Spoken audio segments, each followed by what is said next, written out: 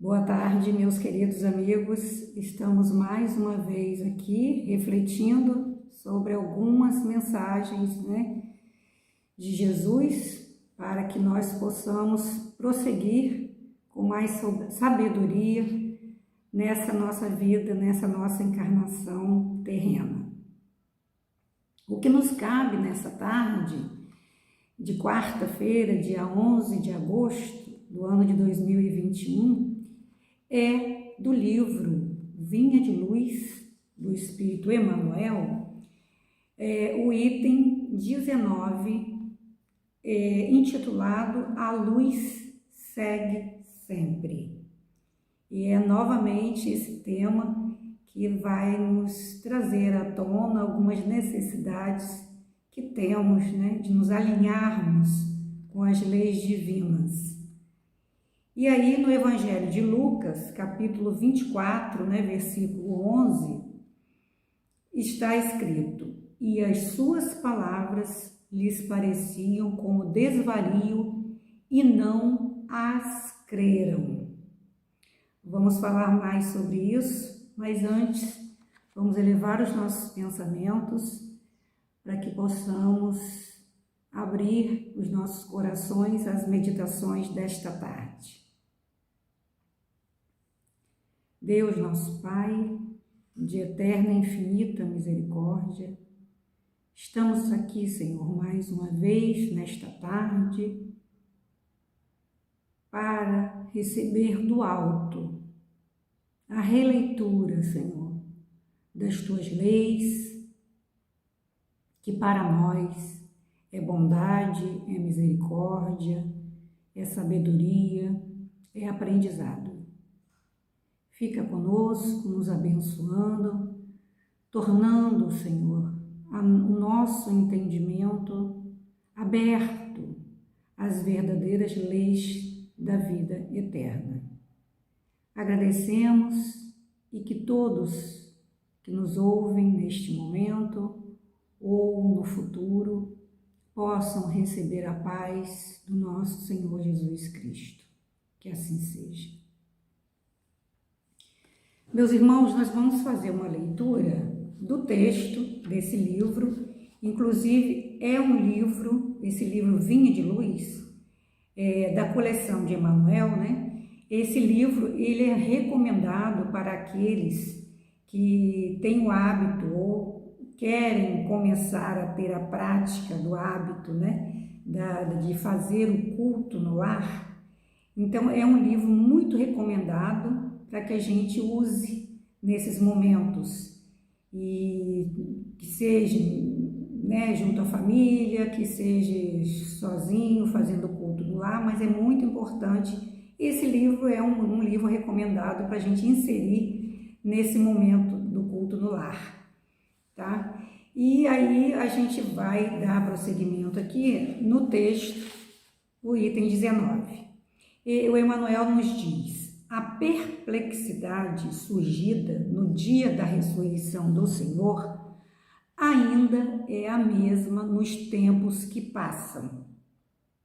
Sempre que a natureza divina e invisível ao olhar comum dos homens manifesta suas gloriosas mensagens. Então, essa perplexidade surgida quando Jesus ressuscitou, Emmanuel nos diz, lá em 1951, e ainda é a verdade até hoje, essa perplexidade, ela faz parte ainda do mundo, porque nós sabemos, em alguns evangelhos, a Madalena, ela foi junto com outra mulher. Em outro evangelho diz que ela foi sozinha até o túmulo de Jesus. E lá ela obtém a visão do Mestre vivo ao olhar dela e o corpo de Jesus desaparecido do túmulo. E quando ela volta e dá a notícia aos apóstolos, muitos deles ficam perplexos. E é dessa perplexidade que Emmanuel nos diz que ainda hoje ela é a mesma daqueles tempos, quando se fala nos prodígios, quando se fala na verdade espiritual, nas verdades divinas. Ainda temos a semelhança do povo da época e até mesmo de alguns apóstolos. Momentaneamente a gente ainda fica perplexo, não acredita. E aí a gente lembra que a Madalena foi uma mulher à frente do seu tempo e que contribuiu muito para que os feitos de Jesus, né, fossem divulgados, fossem acreditados naquela época. E todos nós que já lemos um pouquinho sobre essa discípula de Jesus, a gente pode ter certeza de que ela contribuiu e muito para que o cristianismo fosse divulgado e entendido, acreditado até hoje, né? E ele continua: as mulheres devotadas que se foram em romaria de amor ao túmulo do mestre sempre encontraram sucessores.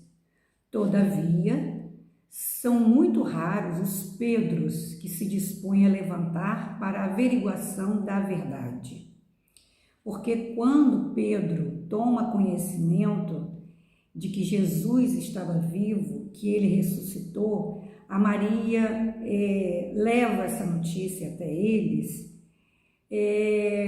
ela fala, né, na descrença dos apóstolos, inclusive de Pedro, inicialmente, ela fala: mas você não crê? Se ele ressuscitou Lázaro, por que ele não ressuscitaria? E Pedro, ele vai até o túmulo de Jesus para averiguar aquela verdade que a Madalena tinha presenciado.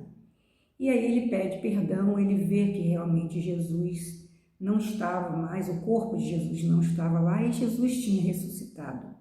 E Jesus os conduz através da mensagem de Madalena para a Galileia. Então, em todos os tempos, os transmissores de notícias de além-túmulo peregrinam na terra, quanto hoje. Eles peregrinaram. Jesus orienta para que eles todos, né, eles divulguem a notícia, a boa nova, né, através de vários lugares. E até hoje a gente vê que o Evangelho de Jesus ele está sendo divulgado através de vários instrumentos, em vários lugares, todos os lugares do mundo estuda-se o Evangelho, né? E a gente,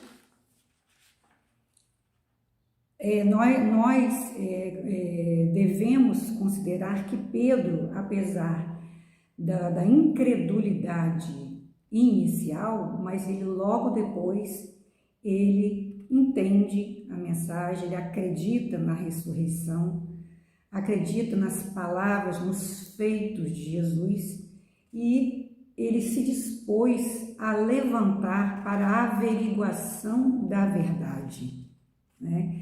Tanto que nós temos no livro Jesus no Lar um capítulo, né? E que na reunião de Jesus na casa de Pedro, o próprio Pedro, né, na constância do convívio com Jesus, ele pergunta a Jesus: mestre, o que é a verdade? É um capítulo do livro Jesus no Lar, que eu recomendo a todos que possam estar relendo, né? E é também um livro que deve fazer parte da leitura no culto do lar. É um livro muito bom. E as escolas religiosas, deturpadas, porém, somente em raras ocasiões, aceitaram o valioso concurso que lhes oferecia. Nas épocas passadas, todos os instrumentos da revelação espiritual, com raras exceções, foram categorizadas como bruxos, queimados na praça pública e ainda hoje são tidos por dementes, visionários e feiticeiros. Naquela época, a gente já sabe de várias histórias, né, de pessoas, de espíritos visionários, espíritos que vieram à Terra na incumbência de fazer o progresso espiritual e moral. Muitos deles sofreram, foram queimados e foram submetidos às leis rigorosas e bárbaras daquela época. Muitos deles sofreram, mas tiveram, em algum momento, a sua notoriedade, porque fizeram, né, a sociedade, nem que seja um número pequeno, mas fizeram história. E mesmo sendo categorizados nessa condição de bruxos, né, a gente tem vários exemplos de espíritos, né, e Joana d'Arc. No começo aqui, mais perto de nós, né, a gente teve o próprio Chico Xavier, mal interpretado, mal compreendido quando criança, zombaram dele, e vários espíritos, né, que outrora tinham algum tipo de visão, de manifestação, eles eram categorizados aí como dementes, feiticeiros e tudo mais, que a gente já conhece, né? Então, analisando o título dessa mensagem, a luz segue sempre. É bom que a gente analise, a gente considere, né, que o sempre, a luz segue sempre. Sempre, ele é um adjunto adverbial de frequência. Na nossa língua portuguesa, a gente separa alguns adjuntos adverbiais, né? E esse adjunto, ele é um adjunto adverbial de frequência. O que significa sempre? É bom que a gente conceitue, apesar da gente estar sempre analisando as palavras, mas é porque a gente, no conselho, nas palavras de Emmanuel, que são inspiradas nos ensinamentos de Jesus, e nós, como aprendizes destas leis, é bom que a gente analise cada palavra para que a gente possa entender melhor e, quem sabe, um dia cumpri-las. Então, sempre significa perpetuamente, eternamente, a cada instante, sem exceção, constantemente, continuamente. Então, a luz segue sempre, significa que a luz segue perpetuamente, eternamente, independente daqueles que acreditaram na ressurreição de Jesus, independente daqueles que foram contra o ensinamento do Mestre naquela época e ainda hoje não interpretam, não se atentam para as leis de Jesus, independente, a luz divina, através dos ensinamentos de Jesus, ela segue, independente das nossas crenças, dos nossos estudos, de valorizarmos, de aplicarmos ou não. A luz, ela segue sempre. Jesus ressuscitou independente das crenças das pessoas, dos apóstolos, do povo, e até hoje Jesus segue com a sua luz, independente de nós estarmos buscando ou não, aprendendo ou não, né? Nós trouxemos também aqui a questão 779 do Livro dos Espíritos, que eu achei pertinente porque em a luz seguir sempre nos lembra e nos concita sempre ao progresso. Esse progresso que é um progresso não só material, nós não estamos aqui na Terra para progredirmos materialmente intelectualmente somente. Existe o nosso progresso, existe a nossa necessidade de progredirmos espiritualmente. E lá na questão 779 do Livro dos Espíritos, né, é feita a seguinte pergunta: o homem aure em si mesmo a força progressiva ou o progresso é apenas produto de um ensinamento? E aí os espíritos respondem sabiamente: o homem se desenvolve por si mesmo, naturalmente.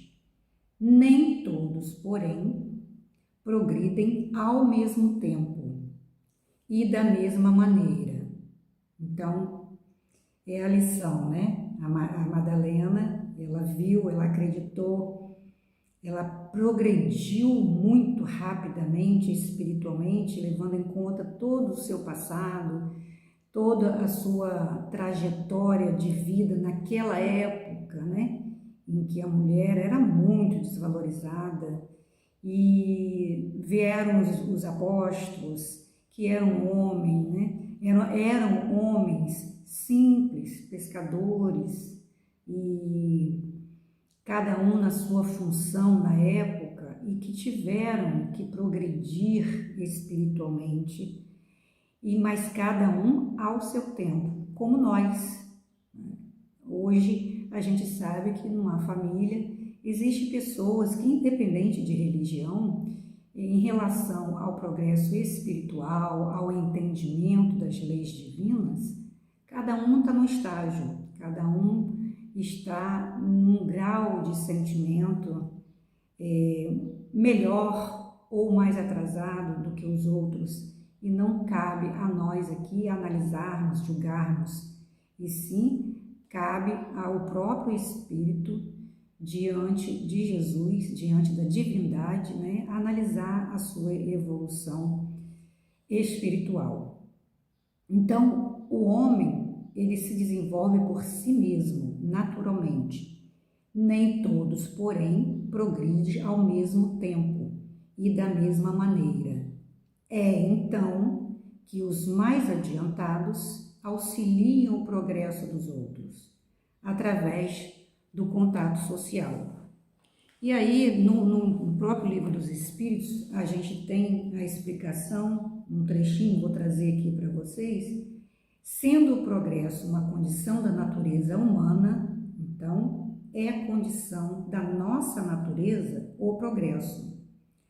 A ninguém é dado o poder de a ela se opor. É uma força viva que as más leis podem retardar, mas não sufocar. Então, sobre isso, a gente tem toda uma história da época em que as leis favoreciam a crueldade, a barbaridade, e nem por isso, diz aqui o Allan Kardec, que o progresso que é inerente à condição humana, ele vai deixar de existir. E esse progresso, nada pode se opor a esse progresso, porque ele é uma força viva, que nem as más leis podem retardar e nem sufocar. Nós vivemos numa sociedade em que vários países no mundo da Terra, né, ainda não tipificam alguns tipos de crimes que, por exemplo, no nosso país já é tipificado. Várias condutas humanas são louváveis em alguns países e em outros são considerados crimes. A gente sabe disso. Recentemente, há poucos dias, o Brasil avançou mais um pouco em relação às suas leis humanas na questão da violência contra a mulher. Apesar de já existir, na Lei Maria da Penha, mas o Brasil, essa semana, já tipificou através do Código Penal, inseriu no Código Penal a violência psicológica contra a mulher. E isso é um avanço. Depois de 15 anos aí, a Lei Maria da Penha é vigente, foi necessário para que essa conduta que há muitos anos atrás, e até bem pouco tempo atrás, há muitos anos atrás, e continua ainda em algumas sociedades, serem consideradas ou nem serem vistas como um crime. E foi necessário, devido ao avanço, ao progresso da sociedade, que se consolidasse essa lei, uma vez que aos olhos de muito é imperceptível, mas a violência psicológica contra a mulher gera muito sofrimento, gera dor, e foi realmente um avanço no nosso Código Penal. Sabemos que muitos países ainda não consideram crime a violência contra a mulher. E vários países resistentes a esse tipo de crime estão se dobrando, estão se convertendo, estão reconhecendo que a diferença entre homem e mulher não deve existir. Então, por que dar ao homem o direito de praticar violência, seja física, seja emocional, patrimonial ou até mesmo psicológica, contra a mulher? Não, se somos todos iguais perante Deus, perante até algumas leis, nós devemos nos conscientizar, né? Atualmente, há bem pouco tempo atrás, só em 2018 que a China, que era um dos países mais machistas, ela se rendeu e ela também colocou no seu Código Penal a obrigação do homem respeitar, né, e não violentar as mulheres. Somente em 2018, porque antes era permitido ou ninguém nunca se atentou para esses atos como atos criminosos. Então, também no livro no livro dos Espíritos, na questão 621, é bom que a gente, já que a gente fala de códigos, né, e de leis, na questão 621, se pergunta: onde está escrita a lei de Deus? Porque nós sabemos onde estão escritas as nossas leis, né? O comportamento que devemos adotar em nossas leis humanas, nos nossos códigos. Mas aqui no livro dos Espíritos se pergunta onde que está escrita a lei de Deus. E os Espíritos respondem sabiamente: na consciência de cada um. Nós vamos ver que esse texto, A Luz Segue Sempre, ele também nos ilumina, porque a conduta da Maria de Madalena, ela se iluminou quando ela conheceu Jesus, quando ela se encontrou com Jesus, porque antes ela era descrente. E nessa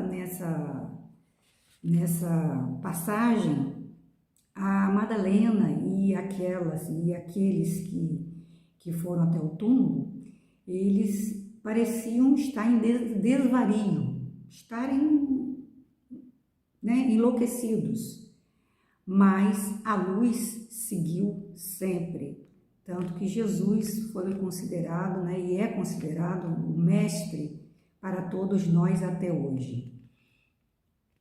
Aqui ele encerra, o Emmanuel encerra no parágrafo, né, vai finalizar dizendo: é que a maioria dos companheiros de jornada humana vivem agarrados aos inferiores interesses de alguns momentos, e as palavras da verdade imortalista sempre lhes pareceram consumado desvario.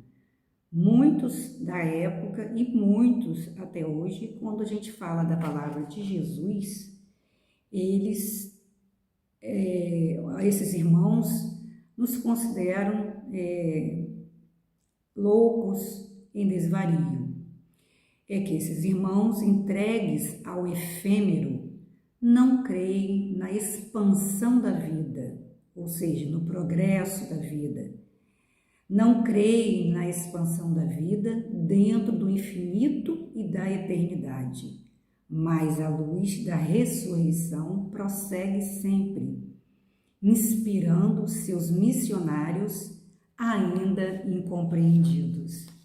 É muito bonita essa lição, né? Porque a gente sabe da eternidade da vida, nós acreditamos em vidas sucessivas, na lei de causa e efeito, nós acreditamos nas consequências dos nossos atos. E no livro da Vinha de Luz, achei muito interessante porque o Emmanuel, ele começa e ele fala, né, ele antecede as mensagens inseridas nesse livro. No prefácio, ele intitula o prefácio como Brilhe a Vossa Luz. E ele nos chama, o Emmanuel nos chama de meu amigo. Ou seja, quem ler esse livro é considerado amigo do Emmanuel, porque é assim que ele se intitula. E achei muito carinhoso da parte dele começar o prefácio com o título Brilhe Vossa Luz. Meu amigo, no vasto caminho da terra, cada criatura procura o alimento espiritual que lhe corresponde à posição evolutiva. Cada um de nós, à semelhança dos apóstolos de Jesus e do povo daquela época, vai procurar o alimento espiritual, a luz espiritual, né, que corresponde à sua evolução e posição, à sua posição evolutiva. A abelha suga a flor, o abutre reclama despojos, o homem busca emoções. Mas ainda mesmo no terreno das emoções, cada espírito exige tipos especiais. Há sofredores inveterados de outra coisa não demandam além do sofrimento. Pessimistas que se enclausuram em nuvens negras, atendendo a propósito deliberado durante séculos, suprem a mente de torturas contínuas e não pretendem construir senão a piedade alheia sobre a qual se comprazem.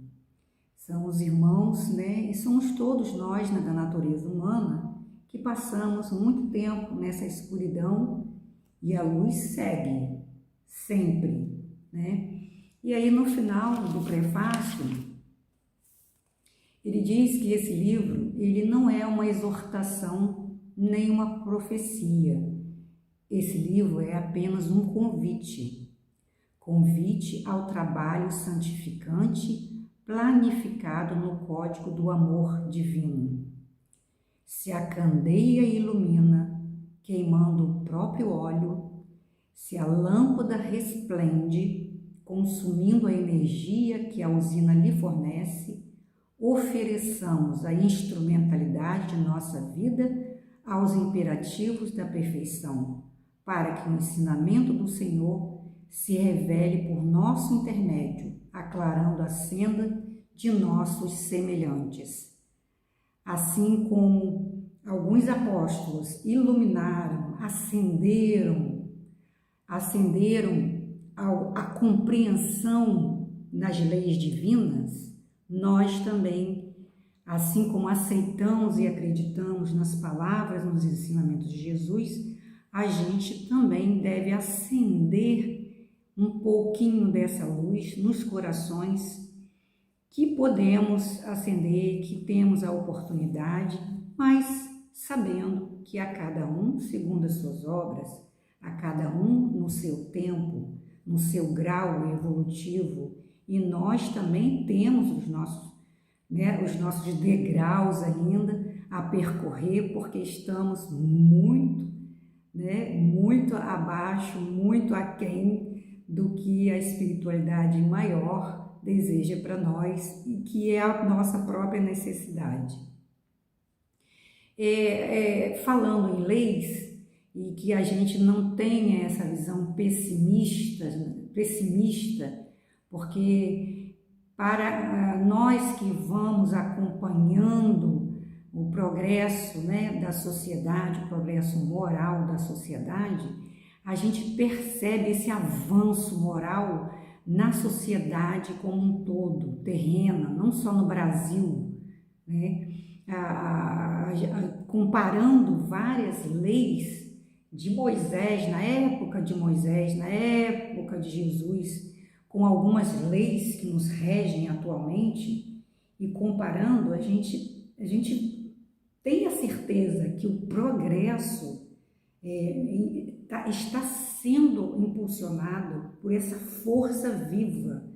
Independente das criaturas, existem vários espíritos que contribuíram e que contribuíram muito para que esse avanço, principalmente na área da liberdade,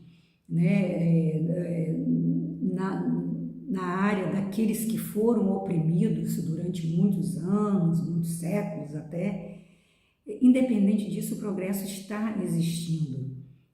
Só para a gente ter uma comparação pálida, uma comparação bem pequena, na época da lei de Moisés, eu trouxe 3 exemplos aqui para que a gente possa fazer uma comparação, 3 exemplos bem